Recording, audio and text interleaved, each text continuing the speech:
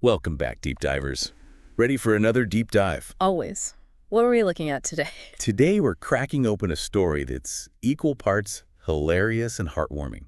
We're diving into the world of the Wallflower. The Wallflower. Oh, I see where we're going with this. Or, as some might know it, Yamato Nadeshiko Shichi Henge. You got it. And you guys really delivered with your notes this time. Yeah, lots to cover. We've got the manga, the anime, even the live-action drama, so buckle up. It's so interesting to see how this story, translates across different mediums. Each one adds its own, little flavor to the mix. Totally. Now, for anyone who might have forgotten just how quirky this series gets, we're talking about Sunako, our resident horror-loving heroine, who, after a bit of a confidence shakeup, decides to embrace all things dark and gloomy. Right, but, her aunt has other plans for her, right? Oh, yeah, totally. Enter the four boys. Kyouhei, Takanaga, Yuki, and Ranmaru. Each one, a classic archetype, thrown together with a mission, transforms Sunako into the perfect lady. Easier said than done. Oh, absolutely. It's so much more than just a makeover montage, though, right? Right. It's definitely more than meets the eye. We see this right from the start with Sunako herself. She's obsessed with darkness, horror movies, even anatomical figures, but she's also incredibly strong, a fantastic cook, and there's this surprising wisdom about her. Yeah, and it's almost as if her outward appearance, often depicted in that adorable chibi style, is a deliberate contrast to her inner strength. Remember those moments when her confidence, shines through? Oh, yeah. Her whole demeanor changes, almost like she transforms. And let's not forget those hilarious nosebleeds whenever she's around someone she considers beautiful. Those creatures of light, as she calls them. Ah, yes. It's like a physical manifestation of her anxiety around conventional beauty. Definitely. But speaking of those creatures, the four boys tasked with this whole ladyfying mission are pretty interesting in their own right. Yeah, what's intriguing is that each boy represents a different facet of what society typically considers desirable. Okay, I like where you're going with this. So you've got Kyouhei, the tough yet secretly sensitive heartthrob, Takanaga, the calm and collected ikebana expert, Yuki, the, cute and innocent one, and then there's Ranmaru, the flirtatious charmer from a wealthy hotel family. But wealthy. Right, and they each challenge Sunako in different ways, pushing her outside her comfort zone. And they need to, especially with that looming threat of tripled rent if they fail. Talk about motivation, huh? Oh, for sure. But I think what makes the Wallflower work so well is that it doesn't just poke fun at these archetypes, it actually dives deeper. Like with Kyouhei, our main man. He's popular, a bit cocky at times, but there's a reason he's drawn to Sunako. It's not just because she's, different. Yeah, we see this clearly in episode 3 when Kyouhei admits that Sunako is the only one who doesn't treat him like a shiny object. He values her honesty, her ability to see past his good looks, and appreciate him for who he truly is. Which, let's be honest, is a refreshing change of pace, especially in a genre often dominated by, superficial romances. For sure. But even beyond the romantic tension, the series constantly subverts expectations. Take Kyohei's hairstyle, for instance, a direct nod to Taki from the J-pop duo Taki and Tsubasa. Oh, wow. It's a subtle detail, but it speaks to the creator's dedication to infusing humor and real-world references into the story. It's those little details that really bring these stories to life, don't they? 100%. And that's where the real brilliance of the Wallflower shines through.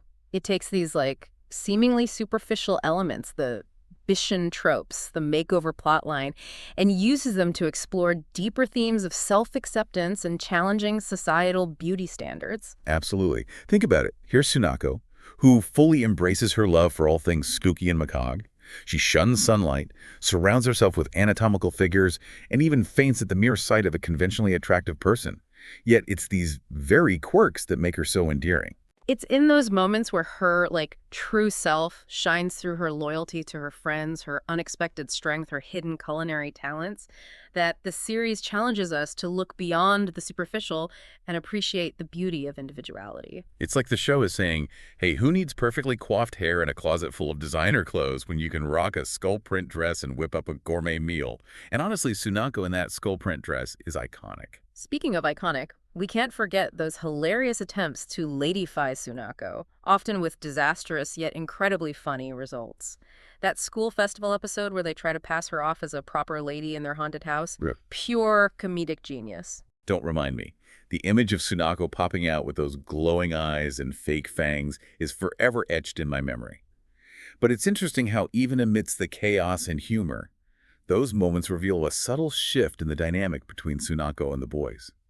They start to appreciate her for who she is, rather than who they want her to be. Precisely. The series masterfully blends humor with heartfelt character development. But we've only talked about one side of this multifaceted story. You've also given us your notes on the anime and live-action drama. So for the Wallflower fans out there who've experienced the story across different mediums, how do these adaptations measure up? Personally, I love how the anime expands on certain characters, giving them more room to breathe.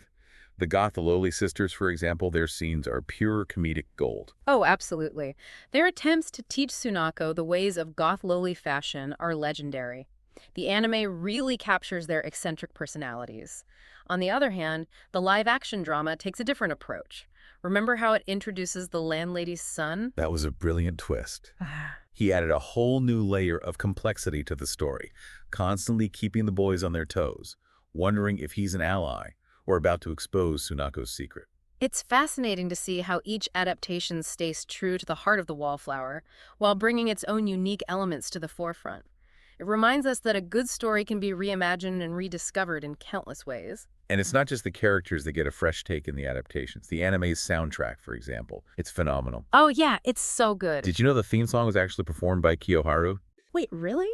A legendary Japanese rock musician. Wow, that's a match made in heaven considering, he was the manga creator's favorite. It's true. You can really feel his influence in the music, like it adds another layer of depth to the viewing experience. It's those little details that really enhance the story, right? Mm-hmm. But beyond the music, the humor, even the romance, what do you think is the core message that resonates so strongly with the Wallflower fans, even all these years later? That's a good question. I think at its heart, the Wallflower is a celebration of authenticity. It encourages us to embrace our true selves, quirks and all. Yeah, 100%. And to find beauty in unexpected places. Sunako, despite her unconventional ways, teaches us that true beauty comes from within. From kindness, loyalty, and embracing what makes you unique. It's a powerful message, especially in a world that often emphasizes, like, conformity and fitting in. The Wallflower reminds us that it's okay to be different, to challenge those societal norms, and to find our own tribe, even if it means, embracing our inner Wallflower.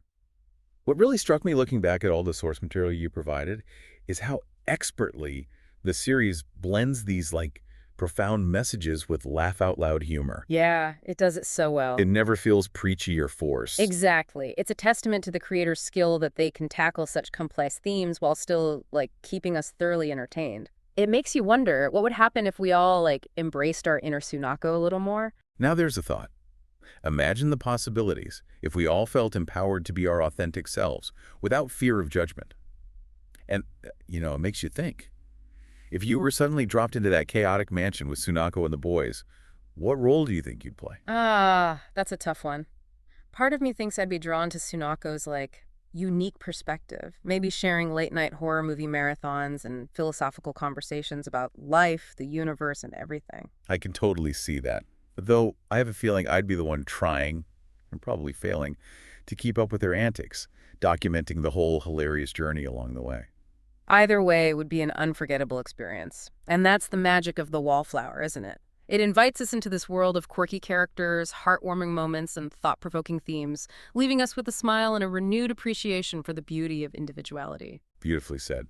So to all our fellow deep divers out there, if you haven't already, we highly recommend taking a dive into the world of the Wallflower.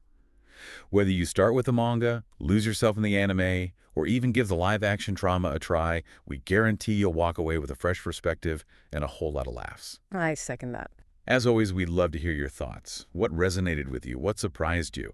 Let us know. Until next time, happy watching, reading, and diving deep into those stories that stay with you long after you've turned that last page.